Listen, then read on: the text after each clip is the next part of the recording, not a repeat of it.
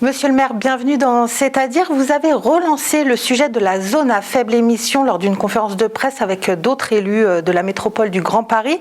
Alors, pour rappel, les véhicules critères 4 et 5 ne peuvent plus circuler à l'intérieur de la zone de la 86. Donc, c'est la zone de faible émission depuis le 1er juin dernier. Alors, savez-vous si depuis les jeunes Villois concernés ont trouvé des solutions pour changer de véhicule ? Il s'agissait de plus de 3000 véhicules, il me semble. Oui, et si j'ai fait une conférence de presse, c'est parce qu'il n'y a pas de solution de trouver pour l'instant. Enfin, il y a des personnes qui ont trouvé des solutions, mais de manière massive, non.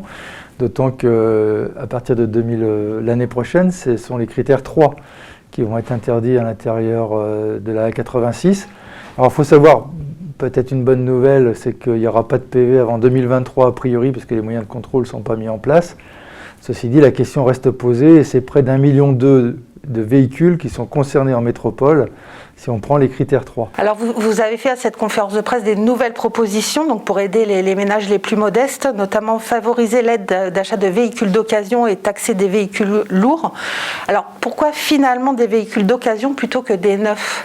Parce que les personnes aux revenus modestes n'achètent jamais de véhicules neufs et achètent toujours des véhicules d'occasion, polluants ou pas. Ne suffisent pas et les aides actuelles ne suffisent pas, c'est-à-dire que les aides font qu'il reste trop de reste à charge pour les familles. Donc nous avons fait plusieurs propositions, à la fois en attendant d'ailleurs, parce que la solution c'est pas l'achat de nouveaux véhicules, ce serait d'améliorer les transports en commun, les fluidités douces et de rapprocher les gens de leur lieu de travail.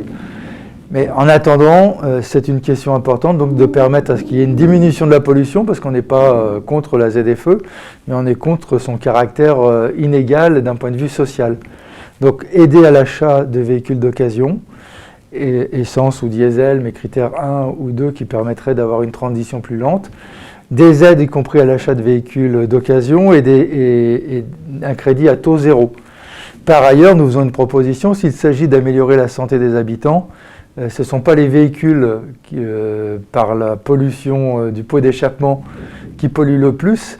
La pollution sur les fines particules sont aux 3/4 due soit aux particules de frein au moment du freinage de métaux, soit le pneu.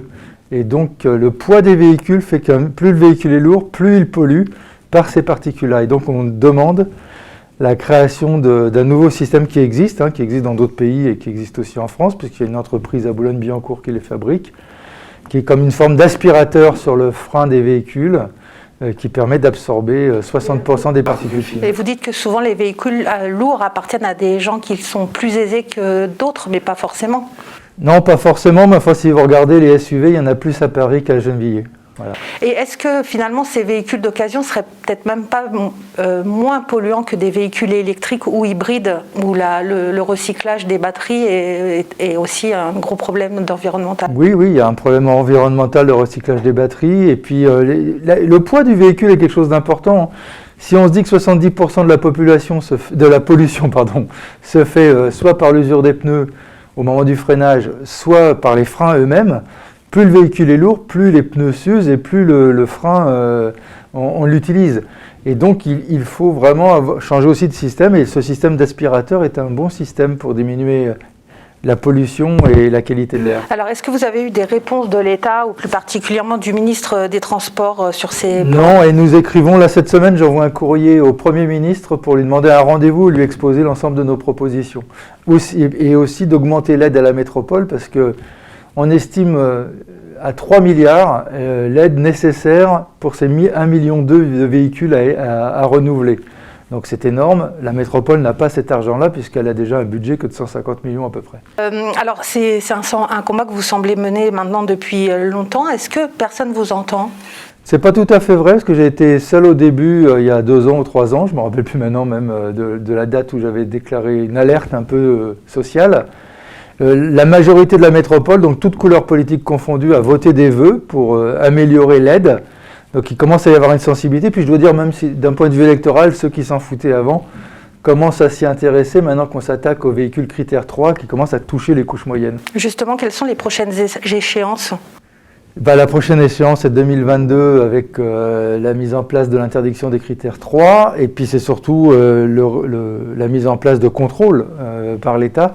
Donc là c'est l'État qui, puisque les communes refusent de faire ce contrôle, l'État va certainement mettre des portiques avec caméras avec vidéo-verbalisation automatique pour celles et ceux qui auraient des voitures hors critères. Et véhicules critère 3 à Gennevilliers, ça concerne combien de personnes?